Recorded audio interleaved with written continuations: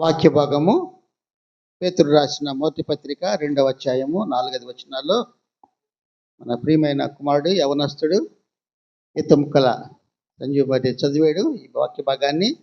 మరి ఈరోజు బర్త్డే సందర్భం కూడా దేవుడు ఆ యొక్క దేవుని కృపను మరి సంజీవ్ దేవుడు అనుగ్రహించాడు. దేవుని నామం బట్టి స్తోత్రం చెల్లిస్తూ ఈ చదువుబడిన వాక్య భాగంలో మనకు టాపిక్ ఏంటంటే, అంశం ఏంటంటే ఆత్మ సంబంధమైన ఇల్లు, అంటే ఆత్మ సంబంధమైన మందిరం అంటాం. ఇల్లు అంటే మందిరం. కనుక ఇక్కడ ఈ పత్రికలో ఈయన రాసినప్పుడు, పేతురు గారు రాసినప్పుడు ఈ మాటలు ఏంటంటే, మనం చూస్తే మనము పునాది మీద యేసుక్రీస్తు అనే బండ మీద మనం కట్టబడాల. కట్టబడినే మన కుటుంబాలు ఎలా ఉంటాయి, స్ట్రాంగ్గా ఒక బాగా విశ్వాసములో గట్టిగా ఉంటాయి. ఆత్మ సంబంధంగా మనం జీవిస్తాము, ఆయన బిడ్డలుగా ఉంటూ ఉంటాం.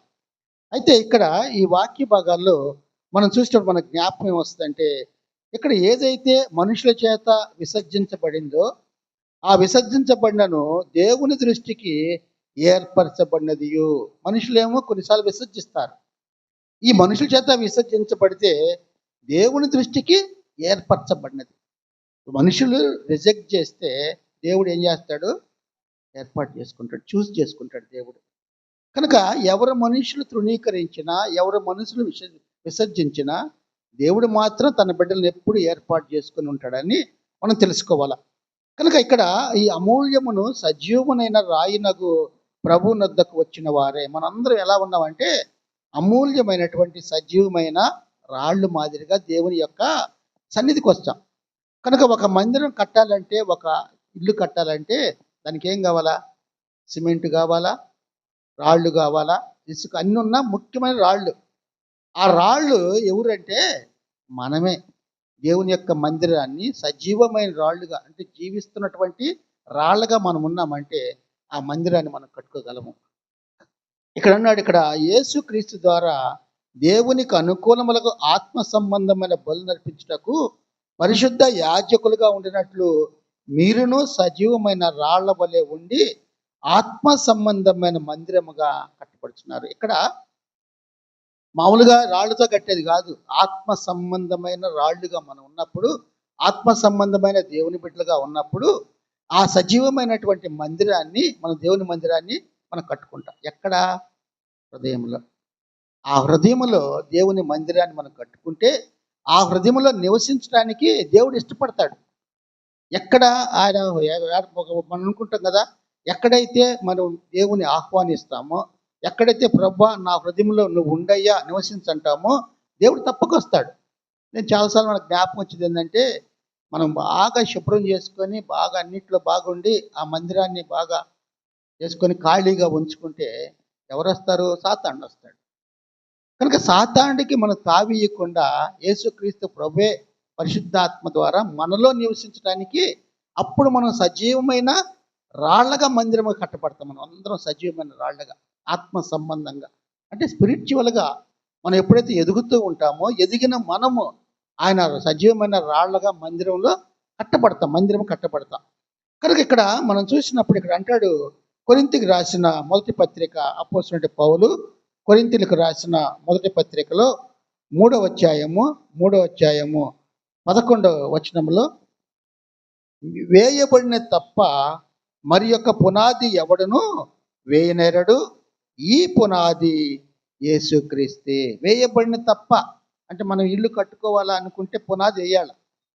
ఆ పునాది మరి వెయ్యాల. ఆ పునాది ఎట్లా ఉంటుందంటే, అది వేయబడిన తప్ప మరి యొక్క పునాది ఎవడు వేయనేరడు. కానీ అది ఎవరంటే, ఈ పునాది యేసుక్రీస్తే. మన జీవితాలకి, మన కుటుంబాలకి, మనకి పునాది ఎవరంటే యేసుక్రీస్తు ప్రభు. యేసుక్రీస్తు అనే బండ మీద మనం కట్టబడాలి, విశ్వాసంతో కట్టబడాలి. ఎలా కట్టబడాలా? ఆత్మ సంబంధమైనటువంటి వారిగా మనం ఉండాలంటే సజీవమైన రాళ్ళు, అంటే రాళ్ళు సజీవం ఏంటంటే, మనం రాళ్ళుగా మనం ఊహించుకుంటే సజీవం అంటే అసలు రాళ్ళకి ఎట్లుంటే, మనం కొన్నిసార్లు సైన్స్లో మనం చూస్తాం, జీవులు నిర్జీవులు అంటాం. జీవులు అంటే బ్రతికున్న వాటిని జీవులు అంటాం, చచ్చిపోయిన వాటిని, అసలు జీవమే లేని వాటిని నిర్జీవులు అంటాం. మరి రాళ్ళు నిర్జీవమైనవి, మరి ఎందుకు సజీవమైన? మనం ఆయన యేసయ్య రక్తంలో విశ్వాసం ఉంచి రక్తంలో కడగబడినప్పుడు మనము విశ్వాస సంబంధమైన రాళ్ళుగా, సజీవమైన రాళ్ళుగా మనం ఉంటాం. కనుక సజీవమైన రాళ్ళగా మనల్ని మార్చాడంటే మనమంతా ఆ సంఘంలో ఉన్నప్పుడు అటువంటి ఆత్మ సంబంధమైన మందిరాన్ని మనం కట్టుకుంటున్నాం మన హృదయాల్లో. కనుక దీనికి పునాది ఎవరంటే యేసుక్రీస్తు ప్రభే. ఆయన పునాది, ఆ పునాది యేసుక్రీస్తే అనే మాట మనకుంది కనుక మన జీవితాలకి, ముఖ్యంగా మన కుటుంబాల్లో ఏం చేయాలంటే యేసయ్య మనకు పునాదిగా ఉండాలా. యేసుక్రీస్తు ప్రభులో మనం విశ్వాసం ఉంచితే ఆయన బిడ్డలుగా మనం జీవించడానికి ఎలా ఉంటామంటే కుటుంబం అంతా ఉండటానికి ఇష్టపడతాం. కనుక యేసుక్రీస్తు ప్రభు అంటాడు, నేడు ఈ ఇంటికి రక్షణ వచ్చి ఉన్నదన్నాడు. ఎవరితోటి? జక్కయ్యతోటి. ఎందుకన్నాడు? జక్కయ్య ఒక్కడే యేసయ్యని చూడాలా అని ఆశ కోరాడు. ఆశ పట్టడం అంటే చాలా విశ్వాసంతో ఉండటమే. ఆశ కలిగింది. ఆ కలిగిన ఆశకి తనకున్నటువంటి హోదాని, తనకున్న స్థితిని, తనకున్న ధనాన్ని అన్ని విడిచిపెట్టి రోడ్ల మీద పరిగెత్తా ఉంటే దారిలో అందరు చూసి నవ్వుకున్నారు. ఎలాంటి వాడు? తన దగ్గర ఒక ట్యాక్స్ కలెక్టర్గా ఉండి అంత బాగా డబ్బులు వసూలు చేస్తూ ఎక్కువగా పన్నులు వసూలు చేసినటువంటి వ్యక్తి మరి ఈనాడు ఆ స్థితిలో రోడ్డు ఎమ్మడి తిరుగుతున్నాడు అంటే అంత సంపాదించి అంత స్థితిలో ఉన్నవాడు, మంచి పొజిషన్లో ఉన్నవాడు. అటువంటి ఉన్నవాడు పరిగెత్తుందంటే ఎవరి కోసం? యేసయ్య కోసం. యేసయ్య వస్తున్నాడని తెలిసింది, ఆయన చూడాలా. అక్కడే అతనికి హృదయంలో విశ్వాసం కలిగింది. అంతకుముందు ఆయన ఎలా ఉన్నాడు? ఒక నిర్జీవమైన రాయిగా ఉన్నాడు. ఇప్పుడు ఎలా ఉన్నాడు? సజీవమైన రాయిగా కట్టబట్టడానికి యేసయ్యను కోరుకున్నాడు అంతే. ఆ విశ్వాసంతో కోరుకొని పరిగెత్తి అక్కడ ఉన్నటువంటి జనులందరూ అతను పొట్టివాడు. అతనికి ఆస్తి ఉంది, ధనవంతుడు, తర్వాత అన్ని మంచి ఉద్యోగం ఉంది, అన్నీ ఉన్నాయి. కానీ అతను పొట్టివాడు అంటాడు. పొట్టివాడు అంటే ఆత్మ సంబంధంగా పొట్టివాడు. కనుక పొట్టివాడిగా ఉన్నాడు కనుక అక్కడ చూడలేకపోయాడు జనాల్లో యేసుక్రీస్తు ప్రభుని. చూడలేకపోయినా ఒకవేళ ఈ జనాంగాలు కూడా నెట్టేస్తా ఉన్నారు. నువ్వెందుకు అనవసరంగా వచ్చావు? నువ్వు ఎలాంటి వాడివి? అంత భయంకరంగా మా దగ్గర దోచుకున్నావే, ఇంతగా మమ్మల్ని పీడించి నువ్వు ఉన్నావే, ఎందుకు వచ్చావు అన్నట్టుగా మామూలుగా మాట్లాడకుండా నెట్టేశారు. నెడతా ఉన్నారు. నెట్టినా చూశాడు. ఆయన ఆశ కలిగింది, హృదయంలో విశ్వాసము. ముందుగా వెళ్ళి చెట్టు ఎక్కాడు. అక్కడికి వెళ్ళాడు, యేసయ్య వస్తాడని. యేసుక్రీస్తు ప్రభుకు కూడా తెలుసు జక్కయ్య చెట్టు మీదనే ఉంటాడని. కనుక అక్కడ ఒక నిర్జీవిగా ఉన్న ఒక వ్యక్తి యేసయ్యని ఎరగకుండా, యేసుక్రీస్తు ప్రభు తన హృదయంలో లేకపోతే ఎంత నెమ్మది లేదో, ఎంత అశాంతి ఉందో, అంత సమాధానం లేని స్థితిలో ఉన్నాడు కనుక యేసయ్య జ్ఞాపకం వచ్చాడు. అరే, నాకు ఇన్ని ఉండి కూడా నా జీవితంలో ఎందుకు ఇంత అసమాధానము, అశాంతి ఎందుకు? యేసయ్యని చూస్తే ఒకళ్ళు నా జీవితం మారుద్దేమో అని మార్పు వచ్చిందేమో కానీ కలిగి ఉన్నాడు. అంతకుముందు చూసిన జనులందరూ ఎలాగున్నారంటే యేసయ్య దగ్గర అక్కడికే వచ్చి, జక్కయ్య చెట్టు దిగిరా, నేడు నేను నీ ఇంట ఉండవలసి ఉన్నది. ఎంత గొప్పది! ఆ వ్యక్తి చూడాలనుకుంటే యేసయ్య నీ ఇంటికే వస్తా అన్నాడు. నీ ఇంటికి వస్తా ఆయన వెంటనే ఉన్నాడు. దిగి పట్టిన చెట్టు దిగి యేసయ్యని తీసుకెళ్తే అందరూ ఆశ్చర్యపోయారు. ఇలాంటి వాటి దగ్గరికి ఎందుకు యేసయ్య పోవటం అని. అతను ఏం చేశాడు? ఎంత సంపాదించాడో అంతకి 4 గంటలు అందరికి ఇచ్చేసాడు. అది మార్పు. ఆ మార్పు ఎందుకంటే నిర్జీవ స్థితిలో ఉన్న వ్యక్తి సజీవమైనటువంటి జీవ సంబంధంగా అతను మార్చబడ్డాడు. ఒక రాయి పనికిరానిగా ఉంది. ఆ పనికిరాని వ్యక్తిగా ఉన్న వ్యక్తి ఇప్పుడు పనికొచ్చాడు. అది ఆత్మ సంబంధమైన రాళ్ళు అనమాట. ఆ వ్యక్తి మారిన తర్వాత తన కుటుంబానికి పునాది ఎవరంటే యేసుక్రీస్తే. కనుకనే అన్నాడు, నేడు ఈ ఇంటికి రక్షణ వచ్చినది. ఎందుకన్నాడు? ఇతను కూడా అబ్రహాము కుమారుడే అన్నాడు. అబ్రహాం అంటే విశ్వాసులకు తండ్రి. కనుక అబ్రహాము సంతానమే, కుమారుడే అని మాట అన్నాడంటే యేసయ్య వాళ్ళ జ్ఞాపకం చేస్తున్నాడు. అటువంటి విశ్వాసం ఉంది కాబట్టి యేసయ్యని కోరుకున్నాడు, చూడాలనుకున్నాడు. అతని ఆశ తీరింది. యేసయ్య అతనితోటే మాట్లాడి అతని ఇంటికే వచ్చి, నేడు ఇంటికి రక్షణ వచ్చి ఉన్నది. ఎందుకు ఈ మాటలంటే మనం కూడా ఆత్మ సంబంధమైన ఇల్లుగా, మందిరముగా మన కుటుంబాలు మార్చబడాలా. కనుక ఎఫెసీయులకు రాసిన పత్రిక 2వ అధ్యాయము, ఎఫెసీయులకు రాసిన పత్రిక 2వ అధ్యాయము అని చూస్తే 2వ అధ్యాయము అపోస్తలుడైన పౌలు ఎఫెసీయులకు రాసిన పత్రిక 2వ అధ్యాయము 19వ వచనం నుంచి చూడండి. 19వ వచనం 19 నుంచి 22 వరకు. కాబట్టి మీరిక మీదట పరజనులను పరదేశులనై ఉండక పరిశుద్ధులతో ఏక పట్టణస్థులను దేవుని ఇంటి వారినై ఉండండి. అంటే చూడండి ఎంత అంటే ఎలా ఉండాలంటే మీరు ఇక మీదట పరజనులు పరదేశులై ఉండక, పరజనులు అంటే ఇతర జనులాగా ఉండొద్దు, విశ్వాసం లేని ఉన్నారో వాళ్ళలాగా మీరు ఉండొద్దు. అంతేకాకుండా ఎలా ఉండాలా, పరదేశులై ఉండగా అంటే మీరు పరదేశులు వేరే ప్రాంతం నుంచి వచ్చిన వాళ్ళ కాదు, మీరు నా సొత్తు అంటాడు ఆయన. మనం ఆయన సొత్తు, ఎందుకంటే ఆయన రక్తంలో మనము కొన్నాము, రక్తంతో కొన్నాడు ఆయన. ఎందుకంటే కొన్నాడు కనుక అంటాడు ఇక్కడ, పరదేశులై ఉండక పరిశుద్ధులతో ఏక పట్టణస్థులను. అంటే ఆ పట్టణాల్లో మీరున్నారు, అందరూ ఒకరొకరు ఐక్యత ఉండాలి, ఏకత్వం ఉండాలి. అంటే ఏకంగా అంటే కలిసి ఉంటామని. ఏక పట్టణస్థులై దేవుని ఇంటి వారినై ఉన్నారు. మీరు దేవుని ఇల్లు. ఎటువంటి ఇల్లు అది? ఆత్మ సంబంధమైన ఇల్లు అనమాట. మీరు దేవుని ఇంటినై ఉన్నారు అంటాడు ఇక్కడ. క్రీస్తు యేసే ముఖ్యమైన మూలరాయి ఉండగా అపోస్తలులను ప్రవక్తలను వేసిన పునాది మీద మీరు కట్టబడి ఉన్నారు. అంటే యేసుక్రీస్తు ప్రభు పునాది, ఆయన ఫౌండేషన్. ఆ ఫౌండేషన్ స్టోన్ ఆయన అయితే, మరి అపోస్తలులు ఉన్నారు, తర్వాత ప్రవక్తలు ఉన్నారు. వాళ్ళు ఎవరంటే వాళ్ళందరూ పునాది మీద కట్టబడేవాళ్ళు. కట్టబడ్డ వాళ్ళు కూడా కట్టబడి, మనం కూడా పునాది మీద కట్టబడటానికి మనల్ని బలపరిచిన వాళ్ళు, మనకి వాక్యాన్ని అందించిన వాళ్ళు, వాళ్ళ సేవ వల్ల మరి ఇప్పటికీ మరి పరిశుద్ధ గ్రంథం కూడా మనకు ఉందంటే వారందరూ అపోస్తలులు ప్రవక్తలు అందరూ వాళ్ళు ఉన్నవన్నీ మనం చూస్తే వాళ్ళు కూడా ఆ మూలరాయి మీదే కట్టబడ్డారు. కట్టబడిన వాళ్ళు మనం కూడా కట్టబడి ఆయన మందిరములో ఏకత్వం కలిగి ఉండాలని దేవుని యొక్క కోరిక ప్రియమైన వాళ్ళరా. కనుక ఆత్మ సంబంధమైన ఇల్లు అదంటే స్పిరిచువల్ హౌస్, దాన్నే స్పిరిచువల్ టెంపుల్ అంటాం ఆత్మ సంబంధంగా. కనుక ఇక్కడ మనం చూసినప్పుడు ఎలాగా మనం ఉంటామంటే ప్రతి కట్టడము ఆయనలో అమర్చించబడుతుంది కనుక, చూడండి 21 వచనం, ప్రతి కట్టడమును ఆయనలో చక్కగా అమర్చబడి ప్రభువునందు పరిశుద్ధమైన దేవాలయమగుటకు వృద్ధి పొందుచున్నది. ప్రతి కట్టడం అంటే మనం ఒక ఇల్లు కట్టేటప్పుడు ఎంత బాగా కట్టుకుంటాం, ఎన్ని సంవత్సరాలు ఉండాలా, ఎన్ని సంవత్సరాలు ఉండాలంటే ఇంత లోతులో తవ్వాలా, పునాది వెయ్యాలా, దానికి భీమ్ అన్ని మొత్తం రకరకాలుగా అన్నీ వేస్తేనే కానీ అది ఉండదు ఫౌండేషన్. ఆ ఫౌండేషన్ గట్టిగా ఉంటే నువ్వు ఎన్ని వేసుకున్నా ఆ ఇల్లుకి అంతే. ఎలాంటి ఇల్లు అది? బండ మీద కట్టబడిన ఇల్లు. మరి బండ మీద కట్టబడిన ఇల్లు ఆటంకాలు వచ్చినా, శోధనలు వచ్చినా, అవమానాలు వచ్చినా, నిందలు వచ్చినా, శ్రమలు వచ్చినా ఆ ఇల్లు ఏమీ కూలిపోదు. ఎందుకు?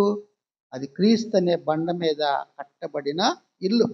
అదే క్రీస్తు అనే బండ మీద కాకుండా అవిశ్వాసంతో కట్టుకుంటే ఆ ఇల్లు ఎలా ఉంటుందంటే కొంచెం కష్టం వచ్చినా, కొంచెం శ్రమ వచ్చినా, కొంచెం శోధన వచ్చినా వెంటనే పడిపోతుంది. కనుక ఇక్కడ అంటాడు ఇక్కడ మన మాట, ఎందుకంటే ప్రతి కట్టడమును ఆయనలో చక్కగా అమర్చబడి, ఎవరిలో? యేసుక్రీస్తు ప్రభులో చక్కగా అమర్చబడి ప్రభువునందు పరిశుద్ధమైన దేవాలయమగుటకు వృద్ధి పొందుతున్నది. ఆయనలో మీరు కూడా ఆత్మ మూలముగా దేవునికి నివాస స్థలమై ఉండుట కట్టపడుతున్నారు. అంటే మనం కూడా దేవునికి నివాస స్థలముగా ఉంటానే అంటే మన జీవితాలు మన కట్టుబడి క్రీస్తు అనే బండ మీద మనం కట్టుకుంటే విశ్వాసంతో ఆ కట్టడాలు ఎలా ఉంటాయంటే ఇది దేవునికి నివాస స్థలమైన కట్టడముగా ఉంటుంది. హృదయమే. ఈ హృదయాన్ని మనం ఎలా కట్టుకుంటున్నాం? ఈ హృదయంలో యేసుక్రీస్తు ప్రభు నివసించడానికి ఎంతగా మనం అమర్చుకుంటున్నాం అంటే, మనం విశ్వాసం ఉంచితే సమస్తం ఆయనే కట్టడం అంతా అమరుస్తాడు. ఎలా ఉండాలో ఏం చేయాలో మొత్తం తెలుసు. కానీ మనం ఏం చేయాలా? యేసయ్యను మనము ఆహ్వానించుకోవాలి విశ్వాసంతో. ఆ విశ్వాసం ఉన్నప్పుడు మరి జక్కయ్యకి అసలు ఏమీ తెలియదు, వాస్తవం చెప్పాలండి. విన్నాడు అని పట్టించుకోవాలా. తన పని ఏంటి?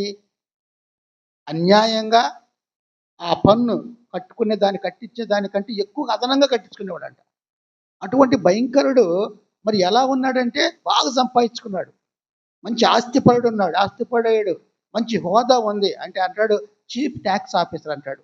అంటే ట్యాక్స్ కాదు, పన్నుకు చెల్లించే వాటిలో కట్టించుకునే వారిలో అధికారి అందరికీ. అటువంటి వ్యక్తి మరి యేసయ్యను కోరుకున్నాడు. కోరుకున్న తర్వాత చూచాడు. చూచిన తర్వాత యేసయ్యే నీ ఇంటికి వస్తాడు. ఎలా మార్చబడ్డాడు? ఆత్మ సంబంధమైన రాయిగా అతను మార్చబడ్డాడు. కనుక అతని హృదయము ఎలా ఉంది ఇప్పుడు? దేవునికి నివాస స్థలముగా మారింది ఇల్లు, ఈ హృదయం మొత్తం కావచ్చు. కనుక ఇల్లు మందిరం అంటే మనకు రావాల్సిన జ్ఞాపకం మన హృదయము.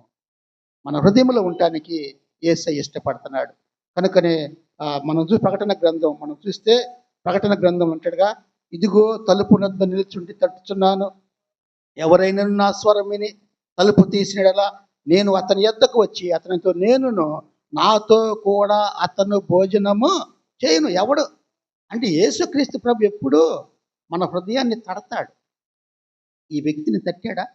జక్కని తట్టాడు. జక్కని తట్టగానే యేసయ్య అటు వస్తున్నాడని జక్కకి వెంటనే తెలిసి మొత్తం పడేశాడు. మొత్తం ఇంకేది నాకు అక్కర్లేదు అని పరిగెత్తున్న రోడ్డు వెంబడి పిచ్చోళ్ళలాగా. అంత బాగా ఉండే వ్యక్తి ఎందుకు అంతగా వెళ్తున్నాడంటే హృదయాన్ని తట్టాడు. ఆ తలుపు తీయటానికి, యేసయ్యని ఆహ్వానించుకోవటానికి జక్కయ్య. కనుక చూడండి, ప్రకటన గ్రంథం 3వ అధ్యాయము 20వ వచనం మనం చూస్తే, ఇదిగో నేను తలుపు నొద్ద నిలుచుండి తట్టుచున్నాను, ఎవడైనా నా స్వరము విని తలుపు తీసిన యెడల నేను అతని యొద్దకు వచ్చి అతనితో నేనును నాతో కూడా అతడు భోజనము చేయును. అంటే తలుపు ఆ తట్టినప్పుడు, దేవుని వాక్యం మన గద్దించినప్పుడు, దేవుని వాక్యం మనతో మాట్లాడినప్పుడు ఆ హృదయం అనే తలుపు మనం తెరవాలి. విశ్వాసం, ఆ విశ్వాసం ఎప్పుడు మనం వస్తుందో అప్పుడు మనం రక్షణ పొందుకుంటాం. మనం ఏదో మామూలుగా వింటున్నాము, ఈ చెవులో విని ఆ చెవులో వదిలేయటం కాదు.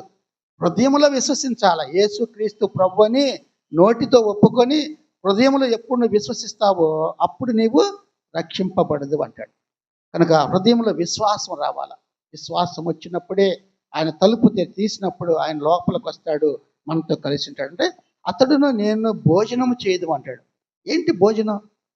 భోజనం చేసేది ఏంటంటే ఆమె అంటాడు, ఎవరు? సమరయ స్త్రీ అంటాడు. చూడండి, యోహాను సువార్త 4వ అధ్యాయము, యోహాను సువార్త 4వ అధ్యాయం అని చూస్తే, యోహాను సువార్త 4వ అధ్యాయంలో వారి శిష్యులు ఎక్కడికి వెళ్ళారు? ఆహారం చేసటానికి ఊర్లోకి వెళ్తే ఈయనేమో సమరయ ఆయన గ్రామంలో యాకోబు దగ్గర కూర్చున్నాడు. ఆయన ఎందుకు కూర్చున్నాడు? ఆకలి ఈ దాహం అయి కూర్చోాలా, ఒక ఆత్మను రక్షించాలా. ఒక నిర్జీవమైన రాయి ఉంది ఆడ. ఆ రాయిని దేనిగా మార్చాలా? ఆత్మ సంబంధమైన రాయిగా మార్చాలి. ఆమె హృదయాన్ని తట్టాలా. తట్టినప్పుడు ఆమె విశ్వాసముతో యేసయ్యను హృదయంలో చేర్చుకోవాలి. ఆమె ద్వారా చాలా పని ఉంది. ఏముంది? ఆ ఊరంతటికి వెళ్ళి స్వార్థ ప్రకటించింది. ఆ ఊరంతా వచ్చేసారు, మొత్తం వచ్చారు. అయ్యా ఇంకా మా దగ్గర 2 రోజులు ఉండయ్యా అనే మాట అన్నారంటే, మరి ఏమనే వాళ్ళు ద్వేషించి ఏమనే విసర్జిస్తే దేవుడు ఏం చేశాడు? ఏర్పరచుకున్నాడు. మనుషులు విసర్జిస్తే దేవుడు ఏర్పరచుకుంటాడు. ఆ ఊర్లో వాళ్ళంతా ఆమెను ఏం చేశారు? విసర్జించారు, ద్వేషించారు. యేసయ్యేమో ఆమెని కోరుకున్నాడు, ఏర్పాటు చేసుకున్నాడు. నా ప్రియమైన కుమార్తె, ఈమె వల్ల ఆ ఊరంతా ఊరంతా రక్షణ పొందాల అనేది యేసయ్య. యోహాను సువార్త 4వ అధ్యాయము, యోహాను సువార్త 4వ అధ్యాయం అని చూస్తే, యోహాను సువార్త 4వ అధ్యాయంలో ఈ మాట మనకుంది. ఆ భోజనం అనే మాట మనం చూసినప్పుడు మన జ్ఞాపకం వస్తుంది. వాళ్ళు ఏమన్నారు అక్కడ? మరి శిష్యులు వచ్చారు కదా, వచ్చి భోజనం చేసుకొచ్చారు. ఆమెతో మాట్లాడేటప్పుడు చూశారు. ఆ చూసిన తర్వాత అక్కడ వాళ్ళు మాట్లాడుతున్నారు. చూడమ్మా ఒక మాట, నాకు భోజనము ఏంటంటే తండ్రి యొక్క చిత్తాన్ని నెరవేర్చడమే నాకు భోజనము, పానం అనే మాట ఉంటుంది. అంటే శిష్యులు వచ్చి, అయ్యా మరి మీకోసం ఆ భోజనం తెచ్చాం కదా, ఆ భోజనాన్ని మీరు తీసుకోండి అనే మాట అంటే ఆయన అంటున్నాడు అక్కడ, ఏదమ్మా చూడండి 4:32 చదవండి. అందుకు ఆయన, భుజించుటకు మీకు తెలియని ఆహారము నాకు ఉన్నదని వారితో చెప్పాను. ఇంకా 30వ వచనంలో, వారు ఊరిలో నుండి బయలుదేరి వద్దకు వచ్చుచుండిరి. ఈలోగా శిష్యులు, బోధకుడా భోజనము చేయమని ఆయన వేడుకొనిరి. అందుకు ఆయన, భుజించుటకు మీకు తెలియని ఆహారము నాకున్నదని వారితో చెప్పగా, శిష్యులు ఈయన భుజించుటకు ఎవడైనా ఏమైనా తెచ్చినేమో అని ఒకరితో ఒకడు చెప్పుకొనిరి. 34వ వచనం, యేసు వారిని చూచి నన్ను పంపిన వాని చిత్తము నెరవేర్చుటయు ఆయన పని తుదముట్టించుటయు నాకు ఆహారం. తండ్రి ఎందుకు పంపించాడు తండ్రి? ఈ లోకంలో ఉన్న వాళ్ళందరినీ రక్షించాలా, నశించిపోకూడదు. అందరూ మారు మనసు పొందాలా, రక్షణ పొందుకోవాలా, నిత్య జీవానికి వారసులు అవ్వాలా. కనుక వీళ్ళు నశించిపోతే మంచిది కాదు. తండ్రి పంపించింది అది. అందుకే నా తండ్రి చిత్తము నెరవేర్చుటయు నాకు భోజనము ఆహారమై ఉంది అన్నాడు. కనుక అక్కడ కూడా భోజనం ఏంటంటే ఒక ఆత్మను రక్షించడమే యేసయ్య పని. ఆయనకు అదే ఆహారము, అదే భోజనం. ఆ స్త్రీ వల్ల ఎంతమంది రక్షించబడ్డారు చూడండి. అక్కడ 42వ వచనంలో 41-42 ఆయన మాటలు విన్నందున ఇంకను అనేకులు నమ్మి ఆ స్త్రీని చూచి, ఇక మీదట నీవు చెప్పిన మాటను బట్టి కాక మా మట్టుకు మేము విని ఈయన నిజముగా లోకరక్షకుడు తెలుసుకొని నమ్ముచున్నామనేది. ఆ 2 దినములైన తర్వాత ఆయన అక్కడి నుండి బయలుదేరి గలిలయకి వెళ్ళాను. ఏం చేశారు? వాళ్ళంతా వెళ్ళి ప్రవక్త స్వదేశములో ఘనత పొందడని యేసు సాక్ష్యమిచ్చాను. యేసయ్య సమరీయులు, యూదులకి వారికి సాంగత్యం లేదు. వాళ్ళు వీళ్ళు కలిసి ఉండరు. వాళ్ళని తక్కువ వాళ్ళగా యూదులు చూస్తారు సమరీయుల్ని. కనుక వాళ్ళు సంకర జాతి ప్రజలు అంటారు. కనుక వాళ్ళని ద్వేషిస్తారు. వాళ్ళని ద్వేషిస్తే దేవుడు ద్వేషించాడు యేసయ్య? వాళ్ళని ఏర్పరచుకున్నాడు. దేవుడు ఎప్పుడైనా మనుషులు ఒకరిని వెలివేసినా, విసర్జించినా, ద్వేషించినా దేవుడు ప్రేమిస్తూనే ఉంటాడు. ఆ ప్రేమించి వారిని ఆయన ఏర్పరచుకొని తన బిడ్డలుగా తీర్చిదిద్దాడు. ఆయన సజీవ ఆత్మ సంబంధమైన రాళ్లగా మార్చుకుంటాడు ఆయన. కనుకనే ప్రియమైన వాళ్ళరా, ఈ ఉదయకాలంలో దేవుడు మనం చూస్తే అపోస్తల కార్య గ్రంథము 7వ అధ్యాయము, ఈరోజు నేను వాక్యం రాసింది అదే, బ్లెస్సింగ్. అపోస్తల కార్య గ్రంథము 7వ అధ్యాయము 38వ వచనం. 7వ అధ్యాయం 38వ వచనంలో, సీనాయి పర్వతం మీద తనతో మాట్లాడిన దేవదూతతోనూ మన పితరులతోనూ అరణ్యములోని సంగమందు ఉండి మనకిచ్చుటకు జీవవాక్యములను తీసుకున్నవాడితడే. అరణ్యములో అంట సంఘం ఉంది. ఆ సంఘం ఉంటే ఆ సంఘానికి ఏమి తీసుకొచ్చాడు? జీవవాక్యము తీసుకొచ్చిన వాడు ఇతడే. ఎవరతను? మోషే. కనుక మోషే వాళ్ళ ఐగుప్తు నుంచి ఇశ్రాయేల్ని దాసత్వం నుంచి బయటికి తీసుకొచ్చి వాళ్ళని నడిపించేటప్పుడు సంఘంగా ఏర్పడి సమాజం. సంఘం అంటే సమాజం. దాన్ని మనం కాంగ్రిగేషన్ అంటాం ఇంగ్లీష్లో. ఈ కాంగ్రిగేషన్ అంతా జనులు ఉంటే వాళ్ళ మాట వినరు. ఒక్కసారి దేవుని వాళ్ళకి ఏం చేయాలా? దేవుని మాటలు జ్ఞాపకం చేస్తాడు. దేవుని చెప్పిన ఆజ్ఞలో పాటించండి అని ఆయనకి ఏం చేశారంటే వాళ్ళు జీవవాక్యములను తీసుకున్నవాడు ఇతడే. ఎందుకు? వాక్యం అనేది జీవముతో ఉన్నదని. అది కదలిక లేనిది లేకపోతే చనిపోయింది కాదు, జీవముతో కూడిన వాక్యం. దాన్ని జీవ వాక్యం అంటాం. అది ఏం చేస్తే మనల్ని బ్రతికిస్తుంది. కనుక నీ వాక్యమే నన్ను బ్రతికించను, ఆపదల్లో నాకు నెమ్మది ఇచ్చనంట. కనుక మనకు జీవవాక్యం మనకు నెమ్మదిని ఇస్తుంది. మన కష్టాల్లో బాధల్లో మనకు నెమ్మదిని కూడా ఇచ్చింది. అందుకని ఆ జీవవాక్యాన్ని చేత పట్టుకున్నవాడు ఇతడే. ఎవరంటే మోషే. మరి అంతగా అన్ని లక్షల మందిని నడిపించాలి, అంత మందికి జవాబు చెప్పాలా, అంతమందికి ప్రతి సమస్య తీర్చాలంటే మరి ఎంత ఓర్పు సహనం ఉండాలి. కనుక మోషేను దేవుడు ఏర్పాటు చేసుకుంది తన ప్రజల్ని పరిపాలించడానికి కాదని, ఒక నాయకుడిగా ఉండి ఆయన చెప్పిన వాగ్దాన దేశానికి నడిపించాల.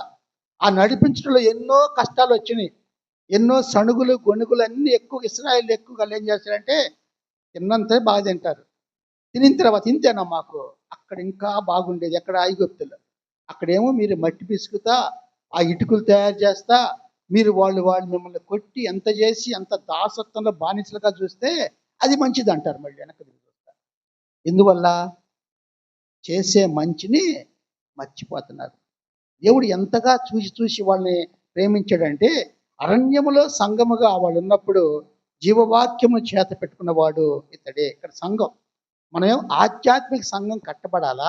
అరణ్యంలోనే సంఘం ఏర్పడింది, కాంగ్రిగేషన్ ఏర్పడింది. ఆ ఏర్పడినప్పుడు పాత నిబంధన గ్రంథంలో హిబ్రూ భాషలో సంఘము అంటే క్యాహల్ అంటారు. క్యాహల్. ఈ క్యాహల్ అనే మాట హిబ్రూ భాషలో సంఘము, సమూహము అంటారు, జన సమూహం అంటారు. కనుక హెబ్రీ భాషకు వచ్చేసి గ్రీకు భాషలో ఎక్లేషియా అంటారు. గ్రీకు భాషలో ఎక్లేషియా అంటే సంఘము, అంటే పిలువబడిన వారు. ఎక్కడ పిలువబడ్డారు? ఆయన సన్నిధికి, ఆయన సమాజంలోకి ఆయన పిలువబడ్డ వారన్నమాట. అంటే ఎక్లేషియా అంటే కాల్డ్ అవుట్, కాల్డ్, పిలువబడ్డవారు అనే మాట మనకు అర్థమవుతుంది. కనుక ఇక్కడ ఈ లివింగ్ జీవవాక్యం అంటే లివింగ్ ఆరికల్స్ అంటాం. కనుక ఇక్కడ మనం చూస్తే ఈ ఎక్లేషియా సమాజం లేక సంఘం అనే మాట మనం చూస్తున్నాం. నిర్గమకాండం ఒకసారి మనం చూస్తే దాని గురించి మన పాత నిబంధన గ్రంథము నిర్గమకాండము 19వ అధ్యాయము, నిర్గమకాండము 19వ అధ్యాయము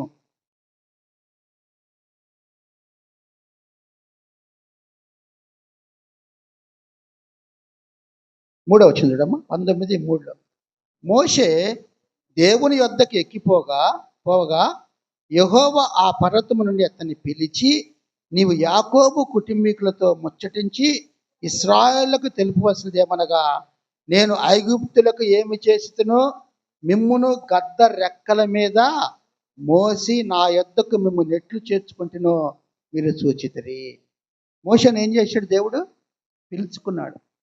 అంటే అది ఆ ఎక్లేషియా అనే మాట ఏంటంటే పిలువబడిన వారు. మోషేని పిలుచుకున్నాడు. ఆ పిలుచుకున్న తర్వాత సీనాయి పర్వతం మీద ఆయన ఏం చేశాడంటే, ఆయన మోషేని ఎప్పుడు ఆ పర్వతం మీదకి రమ్మంటాడు. మోషే 40 దినాలు ఉపవాసం ఉన్నప్పుడు ఆయన ఏం చేశాడు? ఆ 10 ఆజ్ఞలు ఇచ్చాడు. ఆ 10 ఆజ్ఞలు ఇచ్చాడు దేవుడు. ఎందుకు? ఆజ్ఞలు మర్చిపోవద్దని జ్ఞాపం చేసుకోవటానికి. ప్రజలు ఎలాంటి వాళ్ళు అంటే అప్పటికప్పుడు విని మర్చిపోతుంటారు. ఈ 10 ఆజ్ఞలు గుర్తుంటా ఉంటే ఒక్కటన్నా జ్ఞాపకం చేసుకుంటారేమో దేవుడని వాళ్ళు జ్ఞాపకం చేస్తూ ఉంటే అని అంటాడు, మోషే దేవుని యొద్దకు ఎక్కిపోవగా యెహోవా ఆ పర్వతం నుండి అతన్ని పిలిచి, నీవు యాకోబు కుటుంబీకులతో ముచ్చటించి ఇశ్రాయేలుకు తెలుపవలసినది ఏమనగా. యాకోబు కుటుంబం అంటే 12 గోత్రాలు. ఈ 12 గోత్రాలకు సంబంధించినటువంటి వాళ్ళే ఇశ్రాయేలు మొత్తం. యాకోబుకి మొట్టమొదటి పేరు యాకోబు. యాకోబు అంటే ఏమంటారు? డిసీవర్ అంటారు ఇంగ్లీష్లో, లేకపోతే మోసగాడు అంటారు. కానీ పేరు పెట్టారట తండ్రి అన్నను మోసం చేశాడని. కానీ పేరు తగ్గట్టు కాదు. దేవుడు ఏం చేశాడు? నువ్వు మోసగాడివి కాదు, ఏమి కాదు, నీ పేరు ఇక్కడి నుంచి ఇశ్రాయేలు అని మార్చేశాడు పేరు. ఆ మార్చిన తర్వాత ఇశ్రాయేలు గోత్రముల వారి దగ్గరికి వెళ్ళి నువ్వు ఆ సమాజంతో నువ్వు ముచ్చటించాలా, నువ్వు మాట్లాడాలా, వాళ్ళు నడిపించే నాయకుడు నీవే అని జ్ఞాపకం చేస్తున్నాడు. అందుకని ఇక్కడ అపొస్తలుల కార్య గ్రంథము 7వ అధ్యాయం 38వ వచనంలో, 7వ అధ్యాయము 38వ వచనంలో ఆ మాట మన జ్ఞాపకం చేస్తున్నారు. ఎందుకంటే ఇక్కడ మనం ఎప్పుడైతే మరి స్తెఫను ఉన్నాడో, ఆ స్తెఫను అటువంటి యవనస్తుడు యేసుక్రీస్తు ఇచ్చిన సువార్తని ప్రకటిస్తా పాత నిబంధన కూడా క్రోడీకరిస్తాడు. ఆ పాత నిబంధనలో మోషే ఏ రీతిగా మరి పరిచర్య చేశాడో, ఏ రీతిగా ఎర్ర సముద్రాన్ని మరి ఆయన దాటించాడో దేవుని ద్వారా 2 పాయలుగా చేసి, అలాగే 40 ఏళ్ళు అరణ్యంలో వారిని పోషించాడో, దేవుని ద్వారా పోషించాడో, వాళ్ళతో ముచ్చటించాడు, వాళ్ళకి జీవవాక్యమును గురించి చెప్పాడు. ఇవన్నీ సంఘానికి వివరిస్తున్నాడు. కనుకనే జీవవాక్యము చేత పట్టుకున్నవాడు ఇతడే. ఎవరైనా? మోషే. అంటే అన్ని లక్షల మంది సంఘస్థుల్ని పోషించాలంటే, వాళ్ళకి వాక్యం చెప్పాలంటే జనం ఎంతటి వాళ్ళు? నీళ్లు లేకపోతే నీళ్లు ఎవరుస్తారు? ఆహారం లేకపోతే ఆహారం లేదంటారు. మంచి ఆహారం అంటే ఈ మన్నేనా, ఇదేంటి, నాకు మంచి మాంసం కావాలా అంటారు. రకరకాలుగా ఏది ఇచ్చినా అంటే తృప్తి ఉండదు జీవితాల్లో. ఆ తృప్తి లేని జీవితమైన ఎన్ని సంవత్సరాలు? 40 సంవత్సరాలు అరణ్యంలో దేవుడు తిప్పాడు. వాళ్ళు వెళ్ళాల్సింది 4 రోజుల్లో, వారం లోపల వెళ్ళిపోవచ్చు. మామూలుగా అంటే తిరిగి వెళ్ళిపోవచ్చు. దేవుడు ఏం చేశాడంటే ఆ సముద్రం చుట్టూ తిప్పాడు వాళ్ళని. ఎందువల్ల? ఆ తిప్పటంలో కొంతన్నా అర్థం చేసుకుంటారు కష్టం వచ్చినప్పుడు. వాళ్ళకి ఏంది? చెప్పులు అరిగిపోలా, వస్త్రములేమో మాసిపోలా. మరి అంత గొప్పగా దేవుడు వాళ్ళని కాపాడుతుంటే ఎందుకు దేవుని మీద వాళ్ళకి అంతగా మరి ఇంకా నమ్మకం విశ్వాసం లేకుండా ఉన్నారు? ఆ నమ్మకం విశ్వాసం లేని వల్ల అరణ్యంలో చాలామంది రాలిపోయారు అందరూ. ఎందువల్ల? వాళ్ళు అవిధేయత వలన, దేవుని ఆజ్ఞకు లోపడకపోవటం వల్ల, ఆజ్ఞని అతిక్రమించటం వల్ల, ఇవన్నీ వచ్చినందువల్ల వాళ్ళకి ఏంటంటే, మా పౌలు గారు అంటాడు, నువ్వు వెనకున్నవి మరిచి ముందున్న దానికై వేగరమే సాగిపో. వేగరం వెళ్ళిపో, ముందుకెళ్ళు, వెనక్కి కాదు. వీళ్ళట్ట ముందుకెళ్ళి కానానికి పోదామంటే వెనక ఐగుప్తు గుర్తొస్తుంది వాళ్ళకి. ఐగుప్తులో మేము దోసకాయలు తిన్నాం, ఐగుప్తులో ఎన్ని తిని, ఇది కీర దోసకాయ అన్ని జ్ఞాపకం వస్తుంది. అంటే ఇక్కడ తినేది మన్నాని మర్చిపోయారు. ఆ మన్న అంటే ఎన్ని పక్షుల్ని చంపితే అంత ఆహారం వస్తుంది. మాంసమే అది కూడా మన్నా. అంతటి దాన్ని కూడా వాళ్ళు ఆ మాటలు అన్నారంటే ఎందువల్ల? తృప్తి లేదు. మనిషి దేవుడు మనం చేస్తుంటే, మేలు చేస్తుంటే మనిషి తృప్తి పడాలి. మనం దేవా నాకు ఇచ్చిన ఆహారాన్ని బట్టి, నాకు ఇచ్చిన ఇంట్లో దీన్ని బట్టి నేను స్తుతిస్తున్నానయ్యా, నీకే వందనాలు అంటే దేవుని సంతోషం. వీళ్ళు ఏనాడు ఒక్క మాట అనలా. అందుకనే స్టెప్పను జ్ఞాపకం చేస్తున్నాడు. జీవవాక్యము చేత పట్టుకొని అరణ్యములో సమాజమునకు బోధించిన ఆయన ఇతడే. ఎవరంటే మోషే. కనుక అటువంటి వారిని జ్ఞాపకం చేస్తున్నాడు. పిల్లరా, మనం కూడా జీవవాక్యాన్ని చేత పట్టుకోవాలా. ఆ వాక్యం చేతనే కాదు, మన హృదయాల్లో ఉండాలి. మనం హృదయంలో ఉంచుకొని మనం కూడా ఇతరులకు మనం బోధించే వారిగా మనం ఉండాలా. కనుకనే పాత నిబంధనలో సంఘాన్ని మోషే నడిపించినట్లు క్రొత్త నిబంధనలో యేసుక్రీస్తు ప్రభు నడిపించాడు. కొత్త నిబంధన గ్రంథంలో మరి యేసయ్య వస్తుంటే జన సమూహములు ఆయన వెంట వెళ్ళను అనే మాట. వాళ్ళే అన్నారు, ఏంది ఈయన వెంట జన సమూహం వెళ్ళిపోతున్నారు? ప్రధాన యాజకులు, శాస్త్రులు, పరిసయ్యులు వాళ్ళ దగ్గరికి ఎవరు రాట్లా. ఎందుకు? వాళ్ళు వాక్యం, దేవుని మాటలు చెప్పట్లా. వాళ్ళని బానిసలుగా, వాళ్ళని తక్కువ వాళ్ళగా వాళ్ళని చూస్తున్నారు. వీళ్ళ అధికారం పోగొట్టుకోకుండా ఏదో వాళ్ళ మీద పరిపాలన సాగిస్తున్నారు. కానీ ఒక్క మాట అయినా ప్రేమతో మాట్లాడరు, దేవుని గురించిన మాట చెప్పరు వాళ్ళు. ఎందుకంటే వీళ్ళు బాగుపడితే వీళ్ళ మీదకి వస్తారేమో. కనుక యేసయ్య అలా కాదు. ప్రతి మనిషి దగ్గరికి వెళ్తాడు, ప్రతి అనారోగ్యం ఉన్న వారిని స్వస్థపరుస్తాడు, ప్రతి ఒక్కరితో నిలబడి మాట్లాడతాడు. గంటల గంటల గంటల గంటలు ఆయన కూర్చొని కూడా వాక్యం బోధించి వాళ్ళకి ఎట్లా ఒక సజీవమైన రాళ్ళగా మార్చుతాడు ఆ మందిరంలో ఆయన నివసించడానికి. అటువంటి యేసయ్య ప్రేమ అలాంటిదని మనం తెలుసుకోవాలా. కొత్త నిబంధనలో ఆయన సంఘాన్ని నడిపించేవాడు. మరి అదే అపోస్తుల కార్యంలో అపోస్తులైన పౌలు దాన్ని అదే పట్టుకున్నాడు. ఆయన పట్టుకొని అపోస్తులంటే పౌలు కావచ్చు, పేతురు గారు కావచ్చు, వారి పత్రికల్లో ఎప్పుడు యేసయ్యను అంతగా వాళ్ళు బాగా వర్ణిస్తారు. కొన్నిసార్లు ఇద్దరిలో కొన్ని తేడా ఉండదు కొన్నిసార్లు. ఎందువల్ల? యేసుక్రీస్తు దగ్గరుండి పెద్దవాడైన పేతురు అన్ని నేర్చుకున్నాడు. కానీ యేసుక్రీస్తు ప్రభు ఉన్నప్పుడు, చనిపోయినప్పుడు వచ్చాడు ఇతను. ఉన్నప్పుడు రాని పౌలు సౌలుగా ఉండి యేసయ్య స్వరాన్ని విన్నాడు. సౌలుని ఏం చేశాడు? అందరూ ద్వేషించారు. క్రైస్తవులందరూ ఏం చేశారంటే సౌలుని చూస్తే భయపడి, అమ్మాయి హింసకుడు, హానికరుడు, ఈయన చూస్తే మళ్ళీ ఎందుకని మొత్తం అందరూ అంటే, దేవుడు ఏం చేశాడు? యేసయ్య ఎంచుకున్నాడు. నేను ఎంచుకున్నవాడు అదే, అంతే. ఎంచుకున్నాడు తన కోసం అన్నాడు. ఏమన్నాడు? ఒకసారి ఆ అపోస్తుల కార్యగ్రంథము 9వ అధ్యాయము, అపోస్తుల కార్యగ్రంథం 9వ అధ్యాయంలో పౌల్ని ఎలా మార్చుకోండి అంటే 18 వచ్చిందమ్మా. అందుకు ప్రభువు, నీ వెళ్ళుము, అన్యజనుల ఎదుటను, రాజుల ఎదుటను, ఇశ్రాయేలు ఎదుటను నా నామము భరించుటకు అతడు నేను ఏర్పరచుకున్న సాధనము. వెపన్ అంటే సాధనం. మనం కూడా ఆయన ఏర్పాటు చేసుకున్న సాధనాలుగా ఉండాలి. మనం ఆ సాధనము జీవవాక్యాన్ని పట్టుకోవాలా. మన హృదయంలో ఆయన ప్రేమ ఆయన నివసింపజేసుకొని మనం వెళ్ళి మనం ప్రకటిస్తామో, క్రీస్తు ప్రేమను ప్రకటించి అనేకులను ఆయన దగ్గరికి నడిపించాల. కనుక పౌలుని ఏమన్నాడు? సౌలుగా ఉన్నప్పుడు అంత కష్టపడిన వ్యక్తిని, నువ్వు వెళ్ళి అన్ని జనులకు సువార్త ప్రకటించు, నేను ఏర్పాటు చేసుకున్న సాధనమై ఉన్నాడు. 16 వచనంలోని 16 వచనంలో ఇతడు నా నామము కొరకు ఎన్ని శ్రమలను అనుభవింపవలనో నేను అతనికి చూపుతునని అతనితో చెప్పాను. ఇంకా అంతేకాదు, నువ్వు ఎంతగా సంఘాలని ద్వేషించావో, ఎంతగా విశ్వాసులను కష్టపెట్టావో, ఎంతమందిని నువ్వు శ్రమ పెట్టావో, నీకు ఇప్పుడు ఆ శ్రమ వస్తుంది. అంతే. ఎలాంటి శ్రమ? ఎన్నో అవమానాలు, నిందలు అన్నీ వచ్చినాయి. కానీ నిలబడ్డాడు. 16 పత్రికలు రాశాడు కొత్త నిబంధనలో. రాయటమే కాదు, అన్ని సంఘాలు కట్టాడు ఆయన. కనుక అటువంటి అపోస్తలుడైన పౌలు గారిని దేవుడు ఎలా మార్చుకున్నాడు? ప్రజలు ద్వేషిస్తే, మనుషులు ద్వేషిస్తే దేవుడు ఏం చేస్తాడు? వాళ్ళని ఏర్పాటు చేసుకుంటాడు. ఎందుకు? నువ్వు అంతకుముందు నిర్జీవమైన రాయిగా ఉన్నావు. నువ్వు ఆత్మ సంబంధమైన సజీవమైన రాయిగా మార్చబడి, నా మందిరము పునాది వేయబడిన మందిరం మీద మీరు దేవుని నివాస స్థలముగా కట్టబట్టడానికి. అది దేవుని యొక్క ఏర్పాటు. మనల్ని కూడా దేవుడు ఆయన నివసించే స్థలముగా మన జీవితాలను కూడా ఆయన పునాది మీద మనం కట్టుకుంటే విశ్వాసంతో ఈ మందిరంలో ఈ సజీవమైన రాళ్లలో యేసుక్రీస్తు ప్రభు మనతో ఉంటాడు. ప్రియమైన వాళ్ళారా, ఉదయకాలన దేవుడు మనకు అదే జ్ఞాపకం చేస్తున్నాడు. గలతీ రాసిన పత్రిక 5 నిమిషాలు ముగిస్తానమ్మా. గలతీలకు రాసిన పత్రిక 3వ అధ్యాయము, గలతీలకు రాసిన పత్రిక 3వ అధ్యాయము 29వ వచనం. మీరు క్రీస్తు సంబంధులైతే ఆ పక్షమందు అబ్రహాము యొక్క సంతానమై ఉండి వాగ్దానము ప్రకారము వారసులైందురు. వాగ్దానం ప్రకారం. ఎందుకంటే ఇక్కడ మాట మనం చూస్తే, ఇక్కడ మనం ఎప్పుడైతే ఆ మాటలు మనం చూస్తున్నామో మనకు వచ్చేది జ్ఞాపకం అంటే ఎవరి సంబంధులు మనం ఉన్నాం?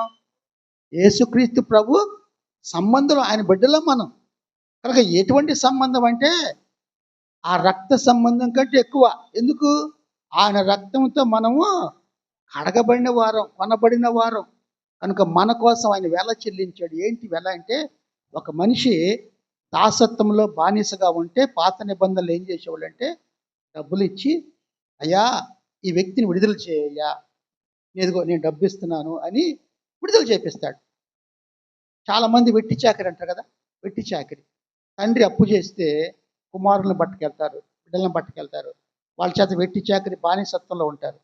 వేరే వాళ్ళు వెళ్ళి ప్రేమ గల వాళ్ళు, అయ్యా ఈ డబ్బు నేను కట్టేస్తున్నా, ఎంత మీకు అప్పు ఉంది, వాళ్ళు ఎంత కట్టాలా అని మొత్తం చెల్లించి వాళ్ళు విడుదల కలిగేసాడు. ఎంత సంతోషం. అలాగే యేసయ్య పాపం అనే బంధకాల్లో పట్టబడిన మనలను విడిపించడానికైనా తన రక్తాన్ని కార్చాడు. ఈ పెయిడ్ అనమాట. ఆయన వెల చెల్లించాడు. ఏంటి ఆ వెల అంటే బ్లడ్, రక్తం. ఆ రక్తాన్ని వెల చెల్లించి మనల్ని కొన్నాడు కనుక మనం ఆయన సంబంధులు కనుక ఆయన బిడ్డలు. అదే ఇక్కడ పౌలు గారు మనకి జ్ఞాపకం చేస్తుంది. ఏంటంటే ఇక్కడ ఏం జ్ఞాపకం? మీరు క్రీస్తు సంబంధులైతే ఆ పక్షమందు అబ్రహాము యొక్క సంతానమై ఉండి వాగ్దాన ప్రకారము వారసులై ఉన్నారు. అబ్రహాము విశ్వాసులకు తండ్రి. అబ్రహాము కూడా అన్యుడు. వాళ్ళు దేవతా విగ్రహాలు చేసుకునేవాళ్ళంట. అబ్రహాం వాళ్ళు మొట్టమొదట మెసపటోనియా ప్రాంతంలో అబ్రహాం ఉండే నివాసం ఉండే ప్రాంతాల్లో వాళ్ళ తండ్రి వాళ్ళంతా చేసి పడేందంటే విగ్రహాలు తయారు చేసుకునేవాడు. అటువంటి అబ్రహాముని దేవుడు పిలిచాడు. ఎలా పిలిచాడు? అబ్రహమా, నీ కుటుంబాన్ని, నీ తల్లిదండ్రుల్ని అందరినీ విడిచిపెట్టి కదా అన్నాడు. ఎక్కడికి పోవాలయ్యా అన్న లేచి అంతే వెంబడించాడు. అబ్రహాం జీవితంలో ఎన్ని మేళ్ళు జరిగినాయి. కనుక అబ్రహాం గురించి జ్ఞాపకం చేస్తున్నాడు. మీరు క్రీస్తు సంబంధులైతే అనే మాట మనం చూస్తే ఫుట్నోట్ల కింద ఉంటుంది. క్రీస్తు వారైతే అంటే క్రీస్తు ప్రభుని కలిగి ఉన్న వాళ్ళం. మనం కలిగి ఉన్నాం కనుక వాళ్ళు ఎలాంటి వాళ్ళు అంట? ఆ పక్షం అంటే అబ్రహాం పక్షంలో అబ్రహాము యొక్క సంతానమై ఉంటాం మనం. ఆయన బిడ్డలుగా విశ్వాసులకు తండ్రిని అనుసరించే వారినిగా క్రీస్తు కలిగిన వారిగా మనం ఉంటామని దేవుడు మన జ్ఞాపకం చేస్తున్నారా. రోమిలికి రాసిన పత్రిక 4వ అధ్యాయము. అపోస్తలుడైన పౌలు రోమిలికి రాసిన పత్రిక 4వ అధ్యాయము 11వ వచనం. 4వ అధ్యాయము 11. మరియు సున్నతి లేని వారైనను నమ్మిన వారికందరికీ అతడు తండ్రి అవటం వలన వారికి నీతి ఆరోపించటక అతడు సున్నతి పొందక మునుపు తన కలిగిన విశ్వాసం వలనైనా నీతికి ముద్రగా సున్నతి అను గుర్తు పొందెను. అప్పుడు సర్కంసైజన్ ఉంటుంది. పాత నిబంధనలో తప్పకుండా చేసుకోవాలి యూదులకి సాంప్రదాయం. కనుక అబ్రహాముని ఎలాగా ఏ రీతిగా మాట్లాడుతుందంటే, చివరిగా మనం 18వ వచనం చూస్తే ఆ మాటలు అవుతాయి. నీ సంతానము ఈలాగు ఉండునని అంటే ఒకసారి 17 చివరిలో నిన్ను అనేక జన్మలకు తండ్రినిగా నియమించితని వ్రాయబడి ఉన్నది. నీ సంతానము ఈలాగు ఉండునని చెప్పిన దాన్ని బట్టి తాననేక జనములకు తండ్రి అగునట్లు. అబ్రాహాము అనేక జనములకు తండ్రి, విశ్వాసులకు తండ్రి, అనేక జనములకు. మనం కూడా అబ్రహాము సంతానం అంటే విశ్వాసంలో. విశ్వాసం అబ్రహాముకున్న విశ్వాసము మనకు కూడా ఉండాలి. అందుకనే 100 సంవత్సరాలు 90 సంవత్సరాలు భార్యాభర్తలు పిల్లలు లేరు. కానీ దేవుడు ఏం చేశాడు? వాగ్దానం చేశాడు, మాట ఇచ్చాడు. ఆ మాట నెరవేర్చి ఇస్సాకునే కుమారుని ఇచ్చాడు. అది అబ్రహాము.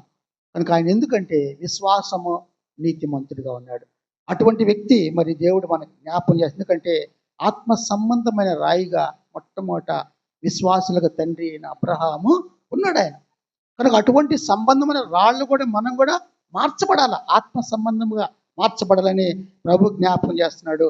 చివరి గల్తీకి రాసిన పత్రిక 6వ అధ్యాయము 16వ వచనంలో 6:16లో లోబడుటకు దేనికి మిమ్మల్ని మీరు దాసులుగా అప్పగించుకుందరో అది చావు నిమిత్తముగా పాపమునకే గాని నీతి నిమిత్తముగా విధేయతకే గాని దేనికి మీరు లోపడదురో దానికే దాసులవుతారని మీరు ఎరుగరా అనే మాట మనం చూస్తాం.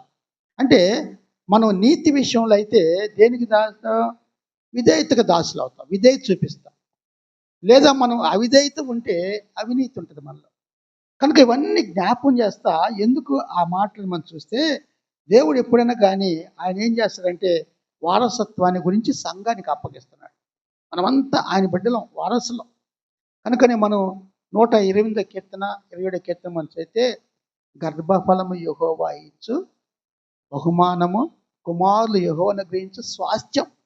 ఆ స్వాస్థ్యమే ఆ హెరిటేజ్ అన్నమాట. ఆ స్వాస్థ్యంలో మనం అందరం ఉన్నాం అంతే.